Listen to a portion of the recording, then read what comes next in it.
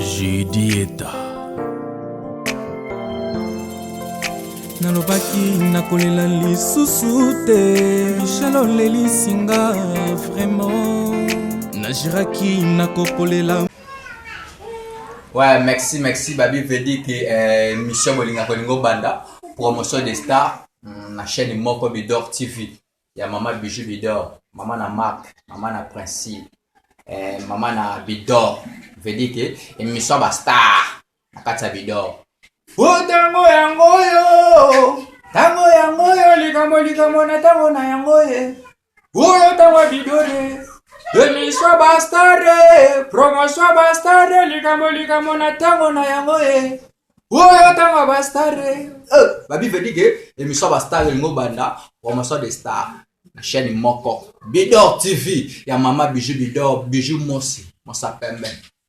Des poils man, des trucs qu'on a filmé. Suivez l'émission qui toque, promotion des stars. Check.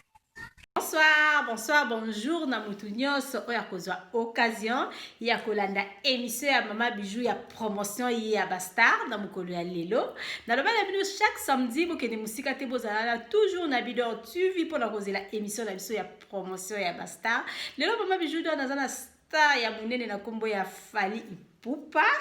Donc lelo na otila bino notre star na kombo ya Fally Ipupa kande na lobaka. Na mutu yoso okuta na video Mama Bijou pour na mbala ya liboso. Mama Bijou d'abord na senga bino ba soutien na bino. Pour s'abonner massivement na Bidor TV, bozala jamais déçu ezaka pour ko soutenir mosala ya Mama Bijou, partagera ba vidéo nanga et maka ba vidéo nanga, pourquoi pas tiaka moi commentaire pour ça la Mama Bijou d'or bien. Mama Bijou d'or dans une émission nanga ya promotion ya Bastar ezaka chaque samedi. Mama Bijou d'or dans une émission nanga ya ba Amser ezaka chaque dimanche. Muto sozo lukali bala pesa Mama Bijou d'or vidéo to changer na biso méthode to komi kolekisa vidéo ata photo ya pamba parce que batu mingi bazoboya vidéo bazoboya bazoyoka soni bazosala bata photo ya pamba ne fiske photo opesi Mama Bijou d'or maloba Mama Bijou d'or alobi asaleli yo émission ya promo ya émission ya Amser pona koluka Amser na yo esika yo surtout azali ndenge moko pena émission na biso ya ba Ams ya promotion ya Bastar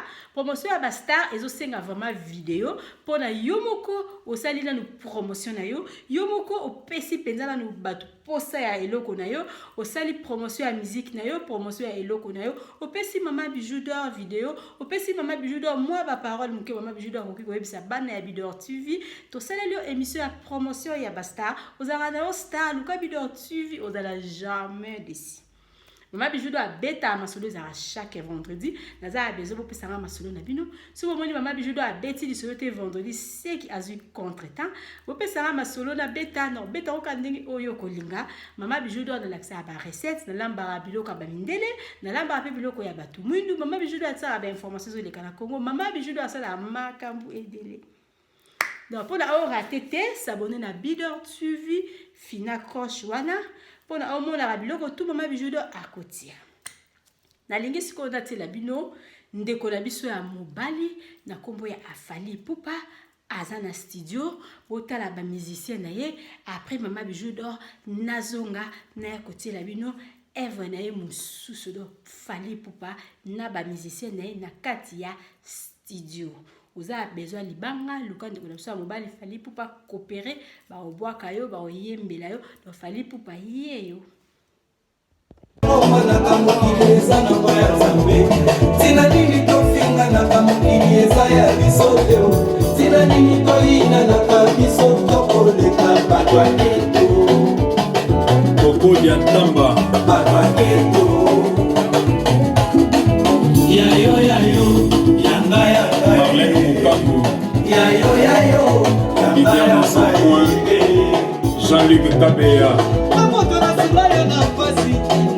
Bomoni ambiance kitoko na kati ya studio ndeko na biso ya mobali azana studio bomoni ba musicien na ye bomoni ndenge baza ko préparer nani baza ko préparer album na bango asika baza na kati ya studio notre Fally Ipupa donc notre star azana kati ya studio bino mo bomoni ndenge nini ambiance ya studio ezali Mama Bijou d'or nazotila bino moi répétition mukie ya Fally Ipupa après Mama Bijou d'or azongela bino bota la répétition Fally Ipupa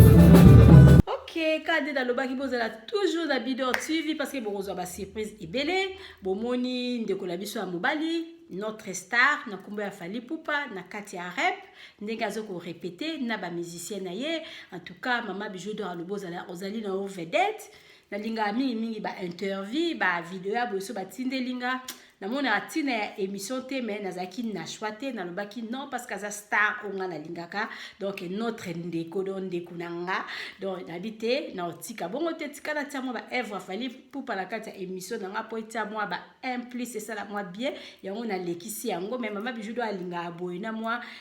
au sali mo interview tindeli Mama Bijou d'Or expo ça la Mama Bijou d'Or bien donc notre star azana kati ya studio bomoni notre star azana kati ya répétition azo sala rap na ba musicien na ye donc Fally Ipupa yende muta kanga masolo asimba peza mitema bana basi nyonso tout donc notre star moi écoute na lo bateke bo PC chance parce que aza déjà na chance donc to yoka ye aza la musique alni na ya sikazo sala donc to bois que lango ba flair pour na ekende liboso ezala bien ndenge ka ezala parce que Fally Ipupa abinisa biso bomoni notre star moi Mama Bijou d'Or aloba mingi ezate parce que aza musicien moi sa fulama biso tozo pese ka chance akende liboso parce que talaka mona bandali donc bomoni notre star donc boyoki bomoni ye na kati ya studio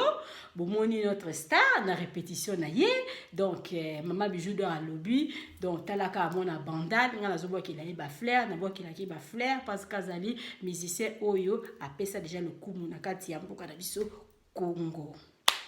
ndeka na lobaka boke musika te note la bino notre star moi na biso mukie ya na biso leki na biso na kombo ya Kesha ota la musique o Kesha abetaka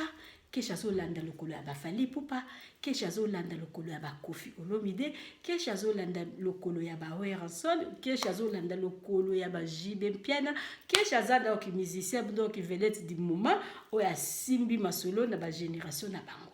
toyoka Kesha Mama Bijou d'Or alobi bo s'abonner na bidor suivi bozala jamais d'ici Mama Bijou d'Or naza ko invité bino lobby bozala na pona botala amser wa ko bimala mkolo ya lobby dimanche Mama Bijou d'Or na lobby s'abonner na bidor suivi ozala jamais d'ici mbote na ba mosi nyonso to eska bozali ya Derek moso zala na mtema donc na pesi ba mosi nyonso to ba mbote na pesi ba ma copine magi ya kato sa l'émission parce que oza ma copine donc ya kati penza quoi Magui na Belgique ba bisou na yo Mama Jolie ba bisou na yo na Belgique Bijou la blanche talaka mo sa pembe lokola bidor et ce que zali ba bisou Mama leki mado spaghetti moi ça pembe ba bisou na yo donc na moni le susu nani da bande konanga nyo surtout ya groupe na biso ya maman ya première classe na pesi bino ba mbote bozala wana ka pona ko soutenir musala ya mama bijou na pesi groupe na nga mobimba ya WhatsApp ba bisou ebele sika bozali na pesi bana tout ya Bidor TV ba bisou na bino na pesi mutu nyonso to alinga Bidor TV alinga bijou d'or bijou mousse ba bisou ebele na mi benga ma la femme du patron nazala patronne quoi. Vous s'abonnez massivement à la vidéo TV, vous allez jamais de si parce que maman bijou do alinga bino mingi kesha na biso ye na tseli bino en tout cas tout monde ani mbalasima. Vous confiez ba vidéo na bino, si vous au monde na ko mutia ba vidéo boye c'est que tam sur nos ba vidéo mo boye vous c'est pour ça maman bijou té. Vous allez la star contactez Bidor suivi assez la ko ba promotion na yo au filo foute mbongo te donc yo pesinga ba vidéo nga la sele loka ba promotion ya au fele en tout cas bye na ninga bino minga la prochaine bisous. Hello la famille, moi c'est l'artiste Kesha Big Wolf. Je veux moi chaque samedi na émission Bastar chez maman Bijou d'or la patronne, moi c'est à Pembe. Émission à Bisso, y'a ba chérie, y'a Bastar. Oui, y'a pas d'affaire on a Congo la émission Bastar. Merci, c'est votre artiste Kesha Big Wolf. Talara moi c'est à Pembe. Maman Bijou d'or, bonne la bébé, bonne la bébé.